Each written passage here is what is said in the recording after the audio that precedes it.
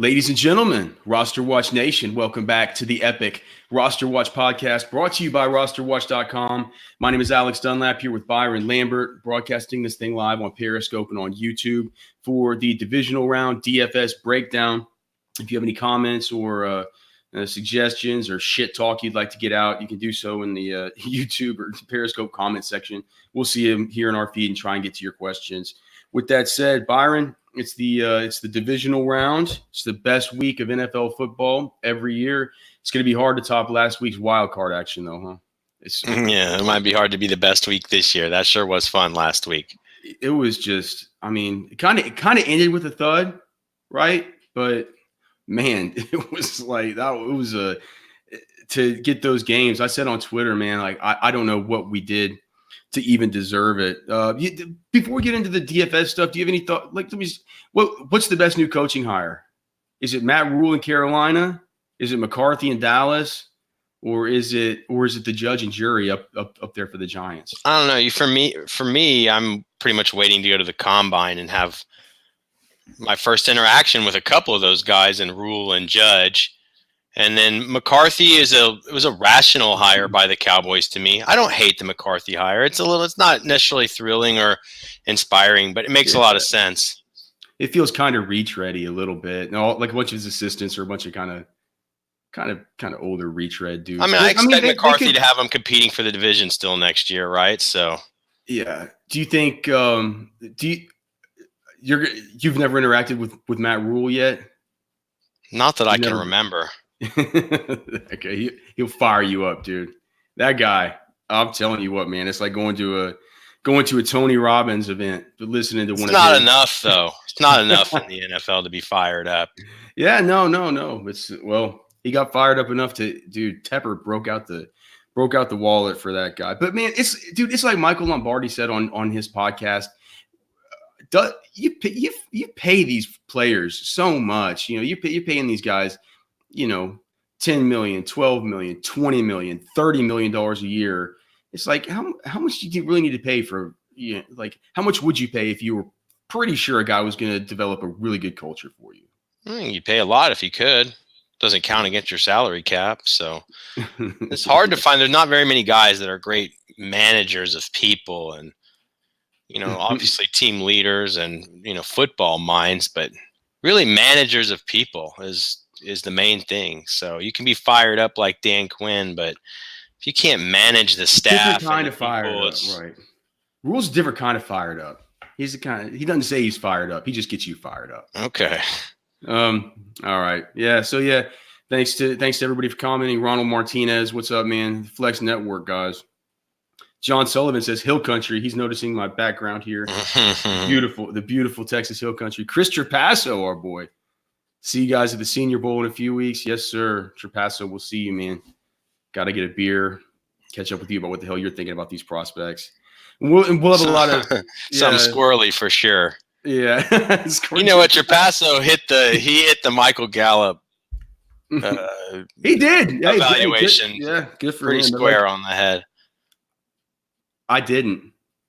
I told you he was going to be good this year. I missed a little bit initially. Yeah. All right. Well, let's get into these games. Minnesota at San Francisco. We have a 44.5 total here in this one. It opened up at 46. And it's cool, Byron. Like, has it always been that we get on Sunday? It's usually we get the noon game, and then we get the afternoon game. This year it's different. We get we get a night game both nights, right? We get fabulous. So we'll have, and it's Ani Sridhar on Periscope asking if I'm in the woods. No, Ani, I'm telling you, man, I live in the beautiful Texas Hill Country, man. This is it looks like some mountain goat's about to start creeping down. It's about how it feels. Man. People have been spotting cougars all over around here, man. Especially up at the HEB up there in Lakeway. I guarantee it. The Hill Country Galleria. Yeah. Okay. A lot of cougar dens out there, man. Yeah, for sure. All right. So this game, Minnesota, San Francisco, Kirk Cousins. You like that? San Francisco I think Jimmy Garoppolo's first playoff start. 7-point line here, 44.5 point total. We have 50% of the tickets on the Vikings and 50% of the money's on the Vikings. So this thing split right down the middle.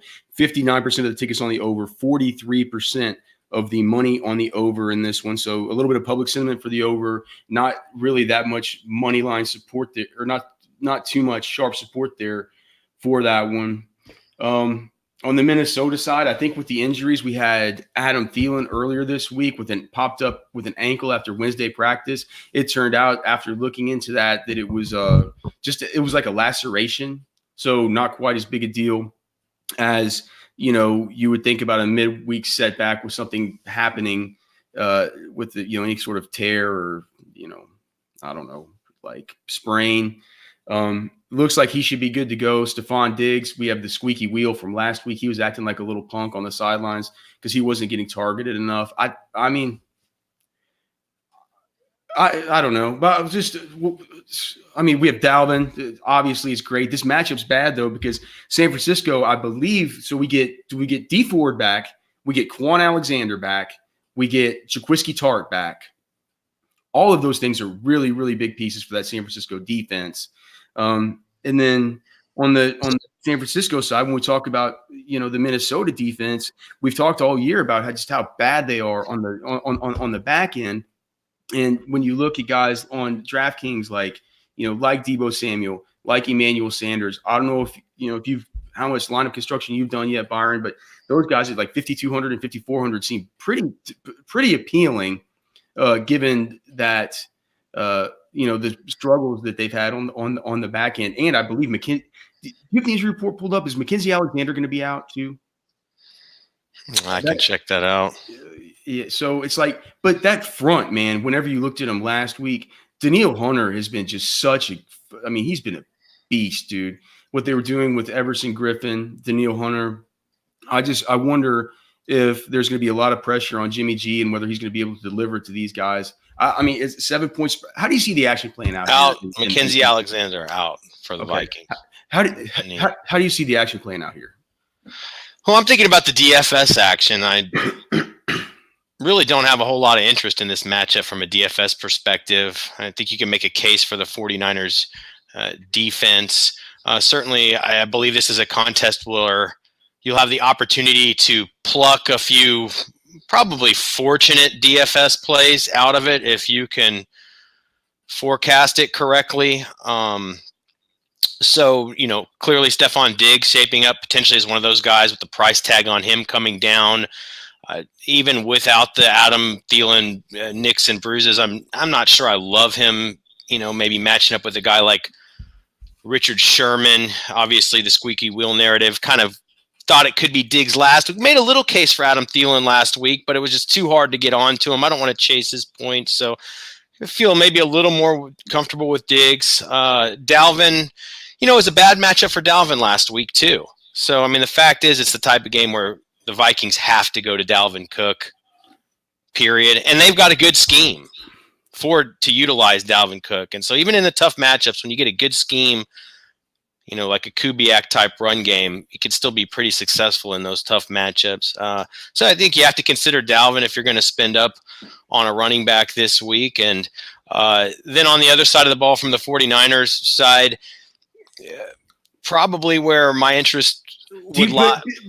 Before 49ers, do you even believe that a squeaky wheel narrative could even exist for Stefon Diggs in a week like this with a coach like Zimmer? He's like, I got to win this fucking game. Like Stefanski, I got to win this game. Like, who gives a shit if this guy's complaining?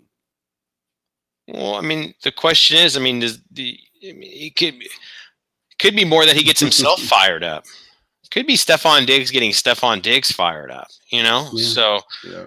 And I think sometimes we see that. You can't bank on. I'm not banking on that, but his price tag came down, and I just try to imagine who's probably the better play. And, it's probably Stefon Diggs, right? And then you can make another case for Kyle Rudolph, 7 targets last week in a game script where they're projected to be playing from behind. I can definitely imagine a guy like Kyle Rudolph, even though it's not a tremendous matchup, getting his share of targets in this one. You felt lucky pulling the touchdown out of the hat last week, certainly, but don't hate that if you need to get down under 4,000 on DraftKings for your tight end. And then, I'm going to flip over to the 49ers side. Not a whole lot of interest, but probably where I've been spending the most time is exploring those really low-priced flex options from the 49ers side of the ball.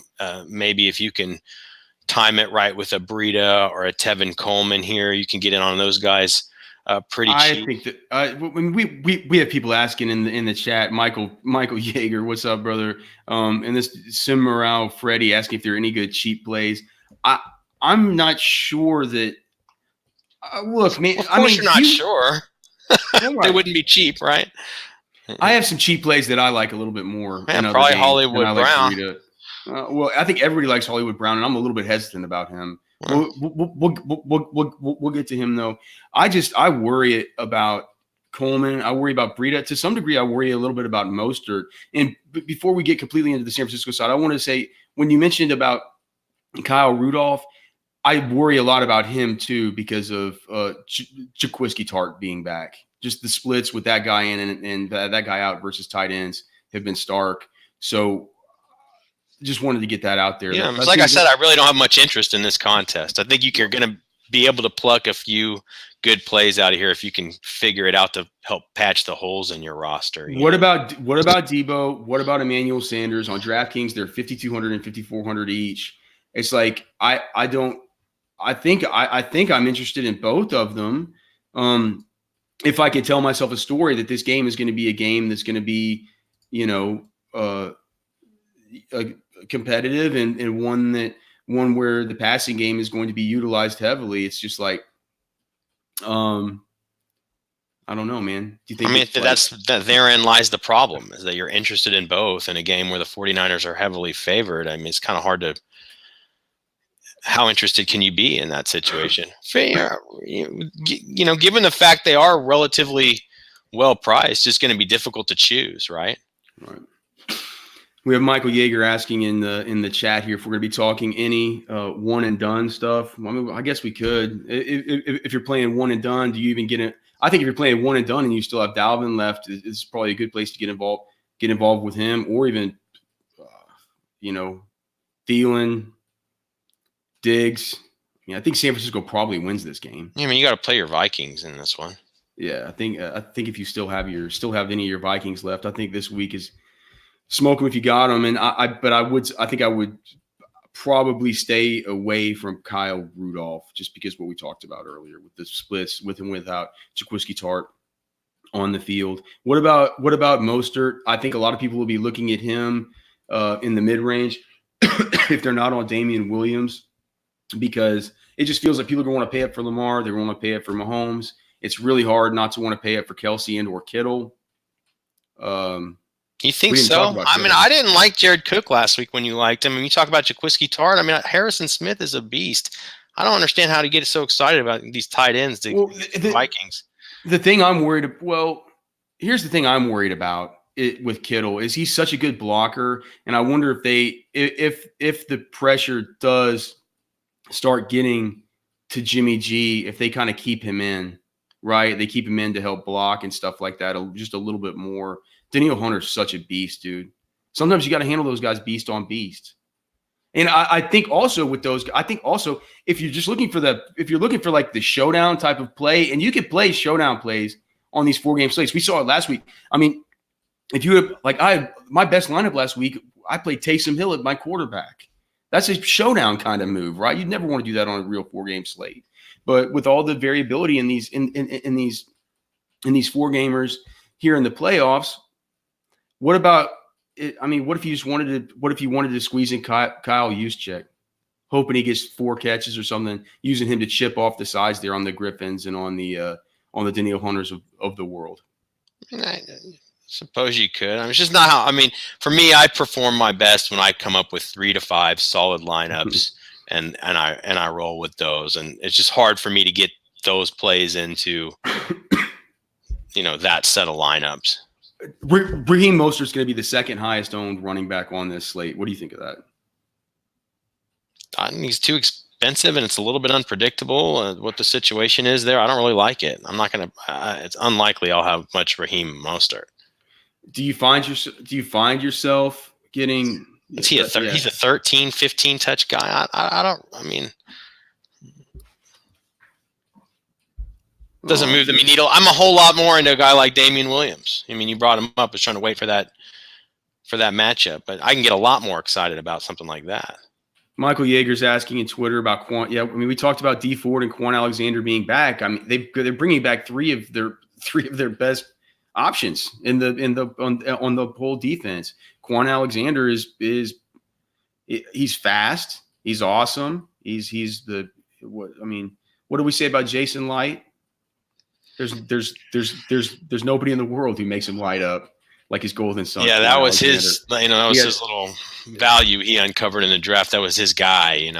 Yeah. So I mean, and he's fast too, and he can cover, and he can spill, he can scrape. He's a really good player. Jason Light had a special place in his heart for Quan Alexander. Oh, absolutely. And then just before we move on from this one, if you are paying up at running back, do you want to pay up for Dalvin or do you want to pay up for Derrick Henry? They're only $200 different on DraftKings. Yeah, I'm gonna roll with Dalvin. I mean, gonna roll with Dalvin. It's a similar logic to what I had last week, but it's a close call. Don't really love either of them on paper, but if you want to go there, you got to consider it. And Dalvin, I like the scheme. I like the scheme of the Vikings to definitely keep a guy like Dalvin involved, to get a little more worried. And granted, the offensive line of the Titans is good enough that they can play with anybody. Just get a little more worried about the Titans' ability to maintain that style of play at the Ravens. Whereas I see Dalvin Cook as the guy who can continue to stay involved in the entire contest and in an excellent scheme, and also a couple $100 cheaper, right? And I think the matchup is a tiny bit better on paper. So in the end, I mean, those are when it's a super close call like that. Neither of them have good matchups, and they're both expensive, and there's a lot to be worried about. But I'm gonna split the hairs a little bit by the matchup, a little bit by the pricing, and maybe the guy that I think can stay a little bit more involved on the better scheme, throughout the entire game. Where do you rank the 49ers defense among all the defenses this week? I think I have them as my, top three, obviously. Top two, probably top. I'm just wondering if you're finding yourself making it a priority to get up to one of these, like the. Yeah, I'm playing Baltimore, Kansas City, or San Francisco this week at defense. Okay. Now, in a one and done, it might be a good time to fire the 49er bullet. If you think they're going to win and they're getting healthier and they're going to get somebody like San Francisco, who I think they already clobbered earlier. Did they? That was at the Chargers that they got clobbered out in California. Hold on, you're talking about who you talking about? The 49ers? I'm just thinking in one and done, if you're thinking about saving 49ers defense, who they would potentially.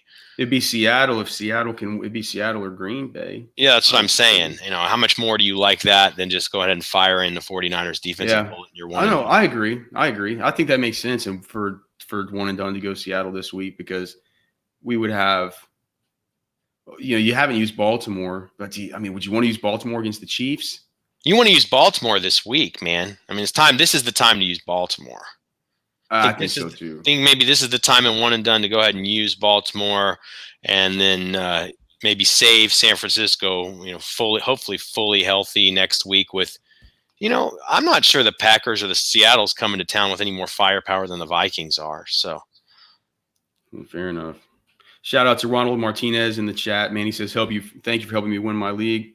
He'll send us more fuel gear soon. Thank you very much, Ronald, for the fuel off-road gear. I wear mine all the time.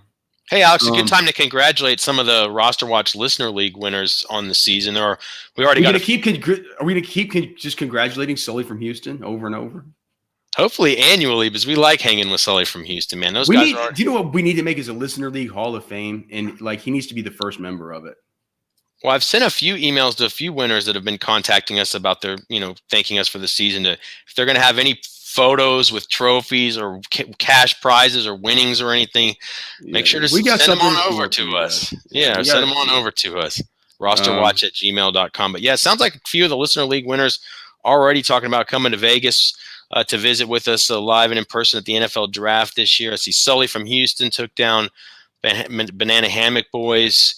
Trash Man Truther took down the Cockamamie Business League. We had Michael Dickinson take down the inaugural season for the RosterWatch Dynasty Listener League. And then I think it was Donovan Raina, longtime loyal follower and listener, who took down the 4th Listener League this year. So congratulations. We hope that each and every one of you had a fun season and a good time. Yeah, we hope you got to give the rest of the league the old mushroom stamp, man. That's fucking awesome, dude. Congrats to all you winners for sure. All right, we talked about Derrick Henry earlier. Let's move on to the next one. Tennessee at Baltimore. This game opened up with a 48.5-point total. Now down to 47. We have 59% of the tickets on the under. 64% of the money is on the under. The Ravens are 10-point favorites here. That's where they opened. It stayed the same. No movement there. We have a 53% of the tickets on Baltimore, 52% of the money on Baltimore. Injuries here. You have that pulled. We have Mark Ingram with that calf. Are you worried at all about that calf? Yeah, of course. That's why as of about 36 hours ago, if I had to make a play out of the Ravens running back, it was probably going to be the low risk play of Gus Edwards. That's low risk. Get out of here, man. What do you mean? Of course it's a low risk play game where they're big favorites at home, and we got a banged up Mark Ingram, and he's less than passes. I think he's less than $4,000. He's not less than 4,000. He's like 45. Look, I mean, I have it pulled up right now. That's a trash man to say he's sub 4K. He's not. He can't be sub 4K. He is. Gus Edwards is he's $100 cheaper than Carlos Hyde. He's 49. He's sub 5K. He's 4,900. Well, I'm just saying it. As of recently, it looked like Mark Ingram wasn't even going to play. So limited practice on Thursday, questionable for divisional play. So he's going to play. It's going to be a muddled deal. I mean, my general instinct was to stay completely out of the Ravens backfield. So that's when I started poking around. I said, well, you're going to need a few cheap guys this week. Maybe you poke around the cheap side of that backfield if we're going to be limited with the Mark Ingram. I mean, you could flip it on its head and say, hey, I'm just going to play a low exposure Mark Ingram this week. I don't hate that play if nobody's going to play him because of the muddled situation. I don't think you could go with Justice. You can't go with Justice Hill unless Mark Ingram's out. So I'm not sure you could play Ingram until we know a little bit more. So that's kind of what led me to Gus. But again, I mean, I could totally stay out of the business of the Ravens backfield unless we get more, positive news on Mark Ingram. Oh, I think I'm certainly out of the business of the Ravens backfield at this point. I mean, even if we get positive news, what kind of news could we get on Mark Ingram that would make you excited to play him? And that he's feeling good, and he's projected to play essentially his usual role. And you wouldn't want to just find an extra $700 and get up to Aaron Jones or something? Yeah, I mean, I love Aaron Jones this week, but 700 is not just changing the couch cushions. I mean, that's a decent chunk of money to come up with. So, and again, Mark Ingram might be a low exposure guy. And if Mark Ingram wasn't injured, I'd absolutely love him in this matchup. Big favorites at home, going to feed the guy. I mean, I would have really liked Mark Ingram. His pricing, you said I was off on the Gus Edwards pricing, but if I remember correctly, the Ingram pricing was fairly enticing. If you knew he was healthy, you'd be all over it. Yeah, 6,700. Yeah, you would be.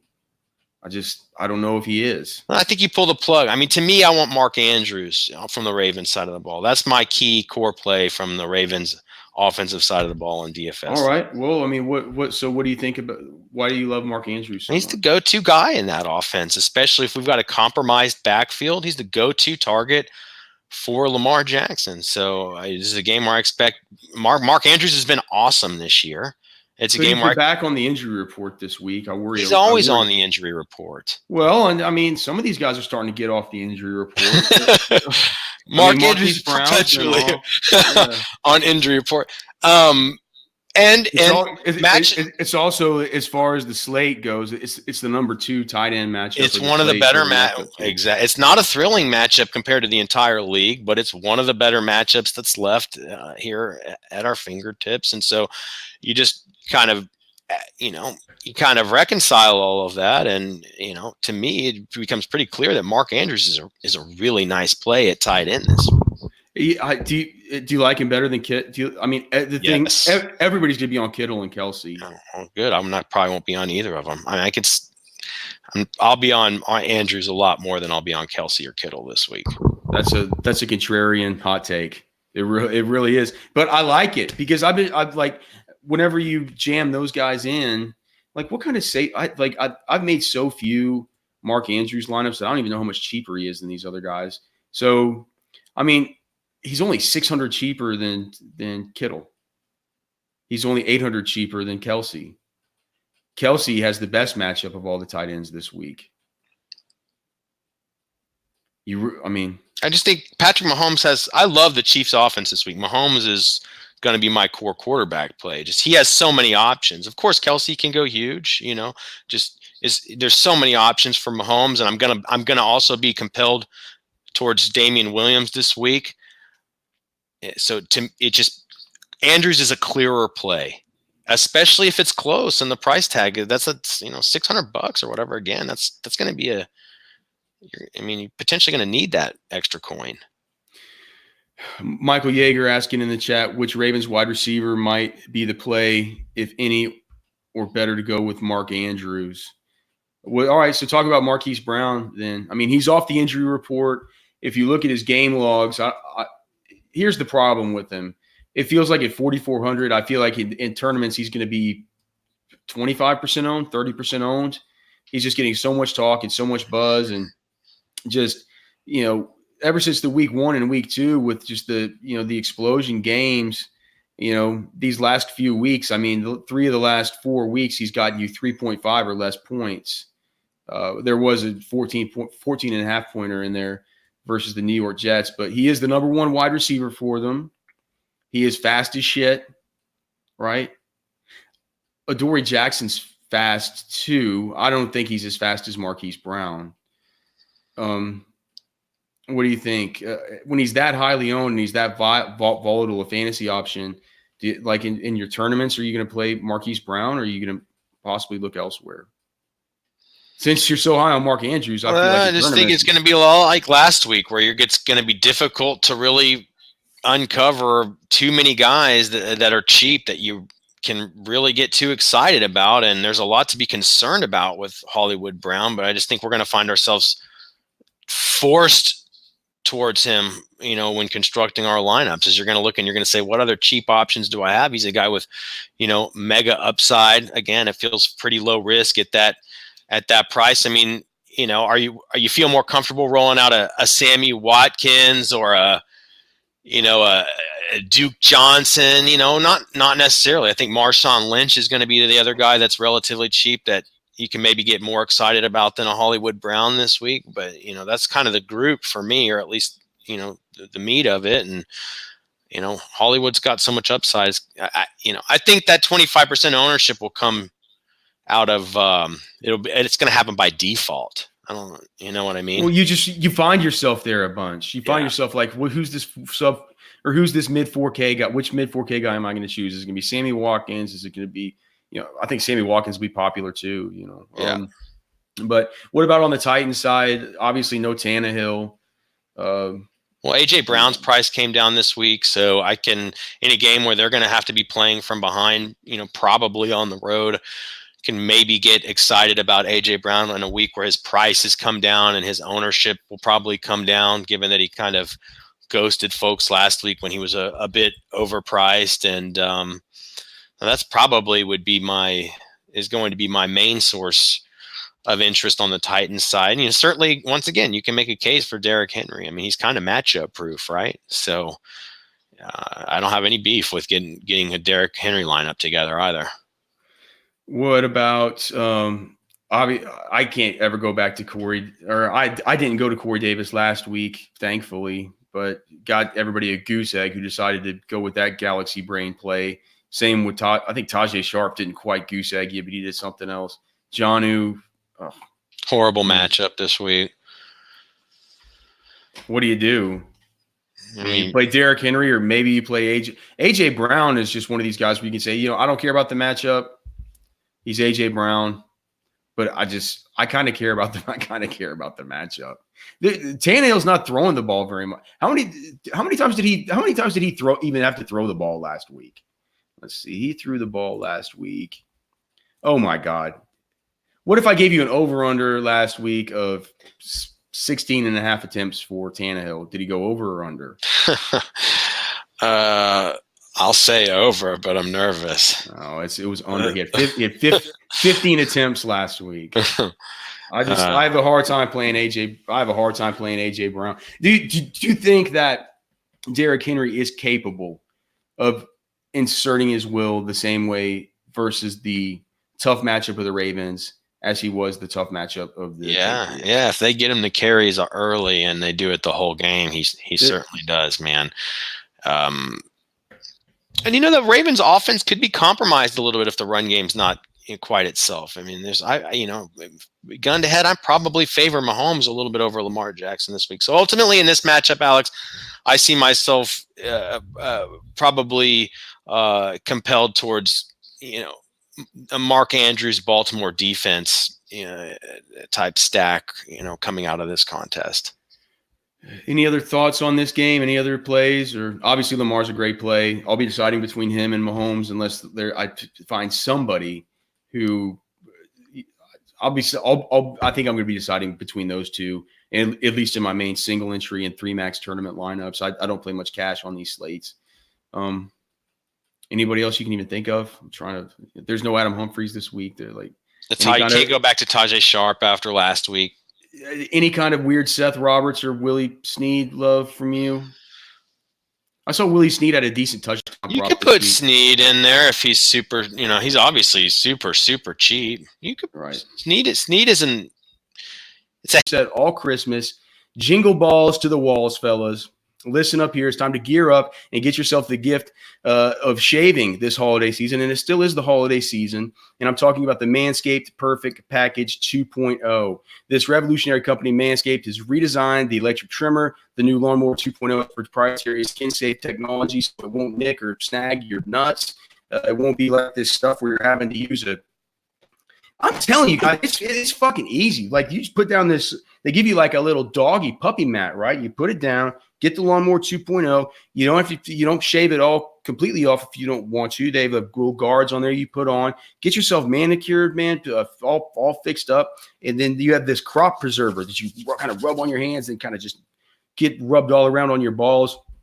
Fantastic, dude. It really is like a dream come true. My wife loves it. I know Byron's girlfriend certainly loves it. It's something you don't really know until you try, really. One of those little luxuries that you have to really see to try. Manscaped. It's kind of like, we can talk about it after this read, Byron, but one little luxury that I got for Christmas for myself was a bidet attachment for my toilet. And that's fun. Did you get the heated one, the one that hooks up to your hot water? No, it's just a real cold blast, brother. It's a cold blast. Anyway, it's one of these little things in life that you don't know how good it is until you get it. And the products also that you put on your balls, they smell good. I mean, it really is awesome. Keeps you clean. Does everything you need. So you can get 20% off and free shipping with the code RosterWatch at manscaped.com. That's 20% off with free shipping at manscaped.com and use promo code RosterWatch. Join the other dudes helping themselves with Manscaped with a special trial offer just for our listeners. Get 20% off and free shipping at manscaped.com. To get yours, go to manscaped.com and use promo code RosterWatch. Again, go to manscaped.com, use promo code RosterWatch, get 20% off and free shipping. That's manscaped.com. Use promo code RosterWatch. Okay. On to the next game. So my question is, who's using the bidet around your house? I think just me. It's pretty Getting some extra kicks out of that or what, man? It's pretty woolly, man. I kind of like it. I just gotten so many good glowing reviews from friends. Figured I'd give it a try. Ashley ordered one and she hooked it up, but realized it was the one to the cold water attachment. So that blast of cold water gets you fired up early in the morning. Packed it up and sent it back, looking for an upgrade. Okay. Houston at Kansas City. We have a 50.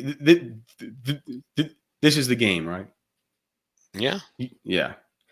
51 total. We have 57% of the tickets on the over, 71% of the money on the over. So the sharps who always say take the under for Andy Reid at Arrowhead are saying they're taking the goddamn over here. The line's moved up from a 49 to a 51. We have Kansas City's 9.5-point favorites here.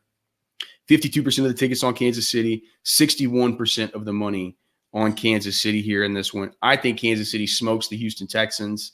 Our boy Michael on Twitter was asking earlier about Mecole Hardman, and I said, boy, are we going to get to him? Because Andy Reid, it's funny. The two best coaches in the NFL with a week to prepare are both playing in this divisional round, and both have had the week to prepare in Harbaugh and in Reid. And I just know with Andy Reid, the way that you beat this Texans defense is with speed.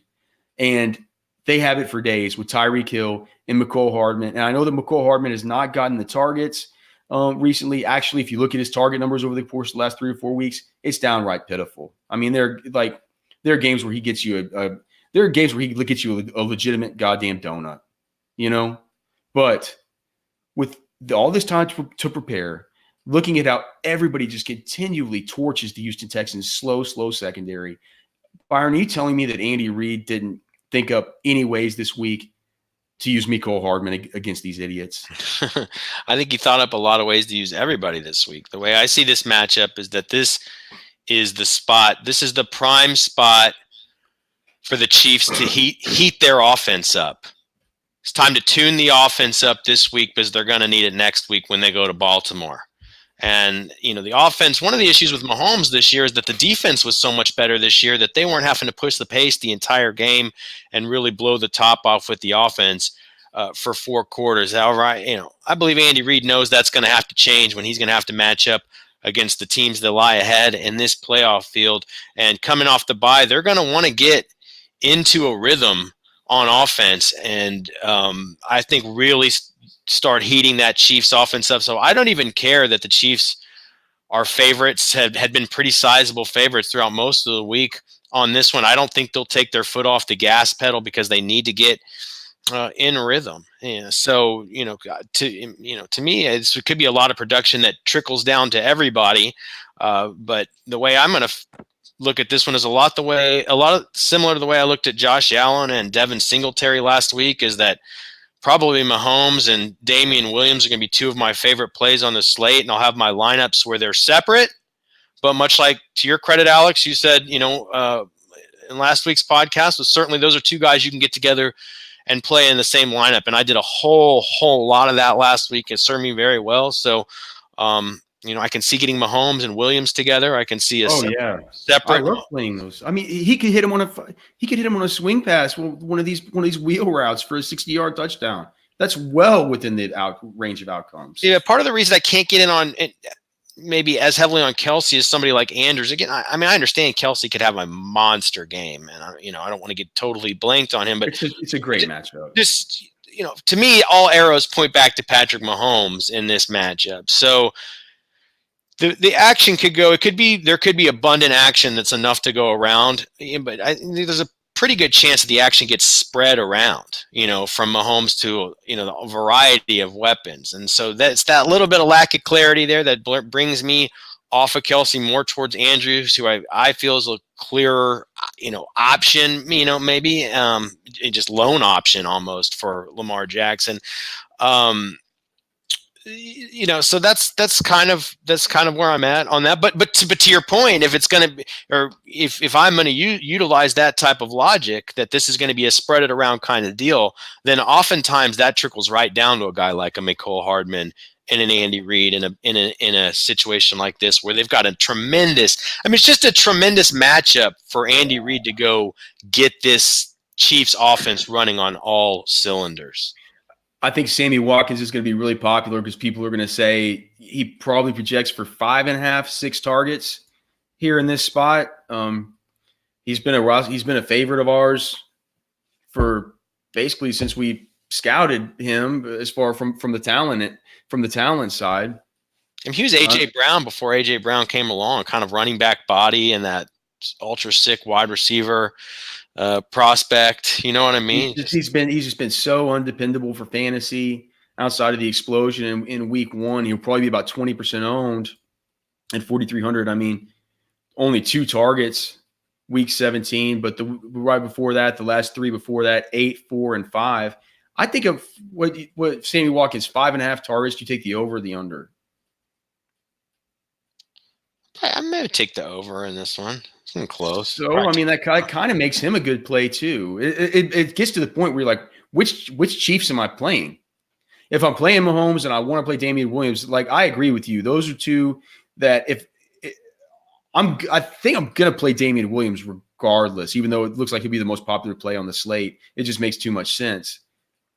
But if I'm playing Mahomes and I'm playing Damian Williams and I want to play, like, can you play 3?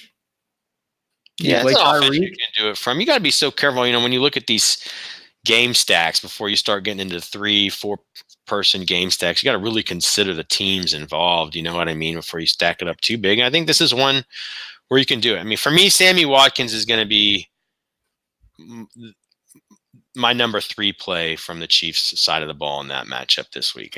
Counting Mahomes? It's going to be Mahomes, Damian Williams, and then Sammy Watkins will be the third guy I'm pulling out of that matchup into my lineups this week. Man, that's what a lot of sharp people have said too. When I did my Roto Grinder show with Cardi and with Kyle Murray, they both said, you know, Sammy Watkins is like their conviction plays, one of their core plays on the slate. So I think we could see, we could see some ownership and some popularity there for him. When we look at the other side at Houston, you know, Deshaun Watson, we don't ever want to get too over our skis, you know, betting against that guy. Do you think that Bill O'Brien's going to come out with his fucking caveman self and just say, we're going to pound the ball with Carlos Hyde. It's a good matchup for these running backs. Let's keep Patrick Mahomes off the field. If he does, it's not going to last. It won't be viable for long. And he's not going to have a choice but to switch some gears in this one. I thought we saw Duke Johnson almost starting to get heated up last week.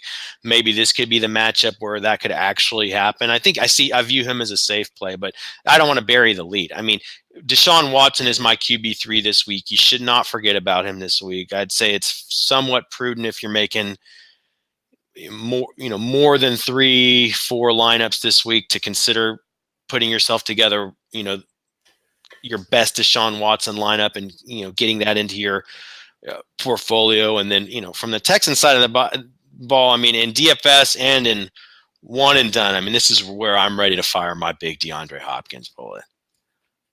Okay. Oh, so in DFS for one and done or for DFS? In both.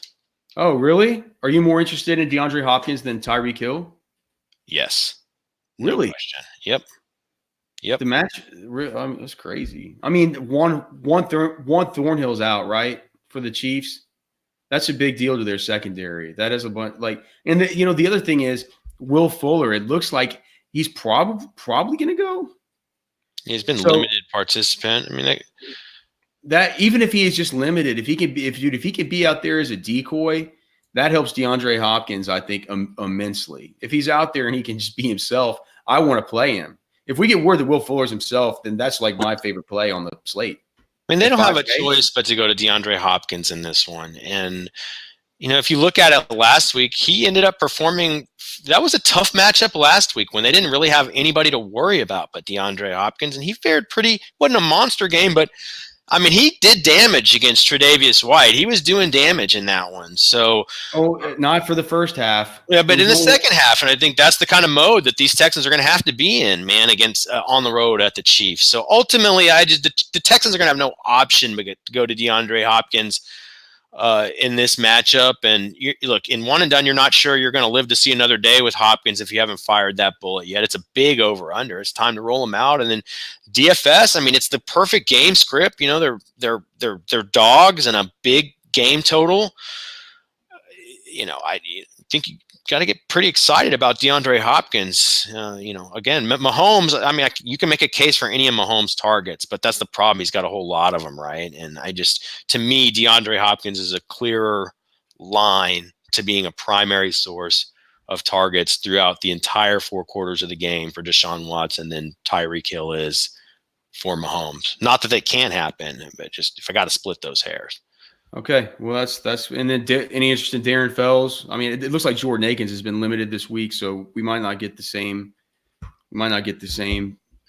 Outlook for him. But Kansas City has given up a bunch of receptions to opposing tight ends. Yeah, you can make a case for Fells. You certainly can. I mean, I always in the games where it's a big negative game script. For one team, I look at their wide receivers, but I always remember to look at their tight ends as well. So Darren Fells, as much as he's hard to trust, he just keeps plugging along, man. The next game here, the final game, and we'll go ahead and get out of here. The Seattle Seahawks and Green Bay Packers, 46.5 point total in this one. The Packers are 4.5 point favorites.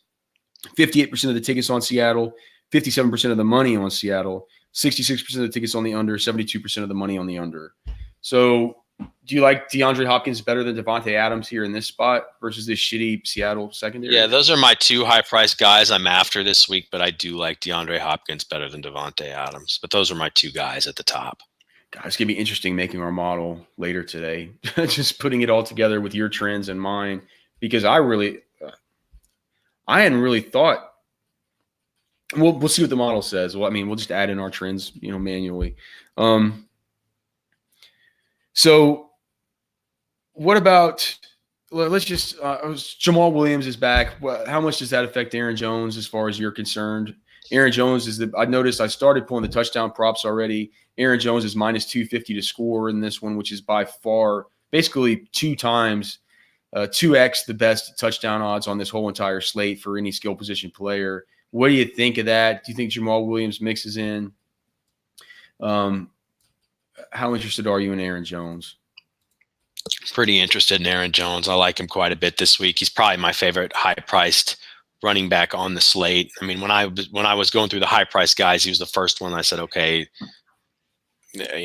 he's got to be in the player pool this week.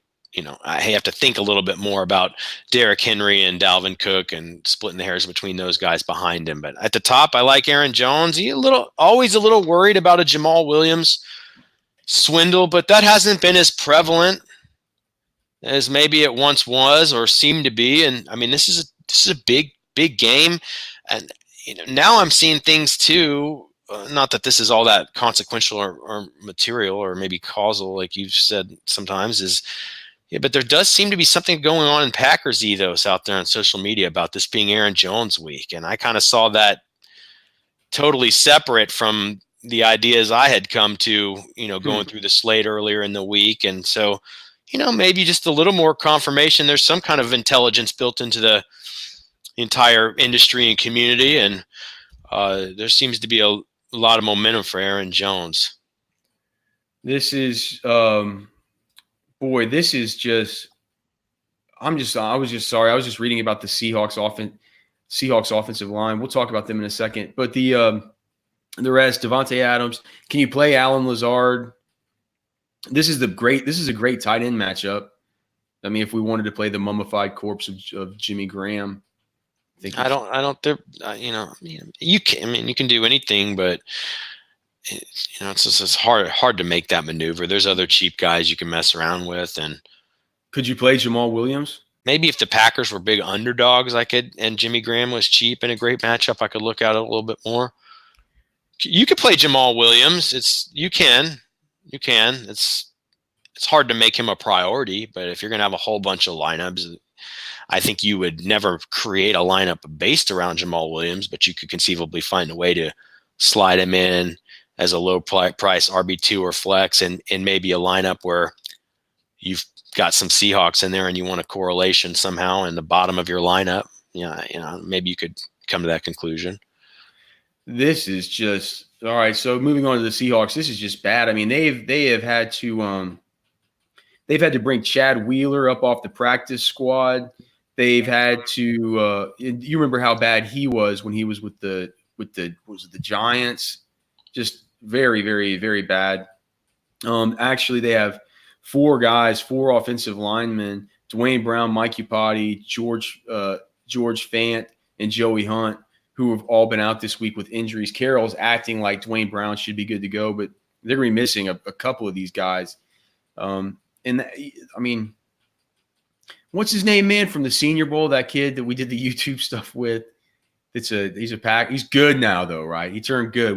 We thought he was going to be kind of get the curse of the standing up roster watch. Oh, Zadarius Smith. Yeah, Zadarius, right? So going up against like guys like this, man,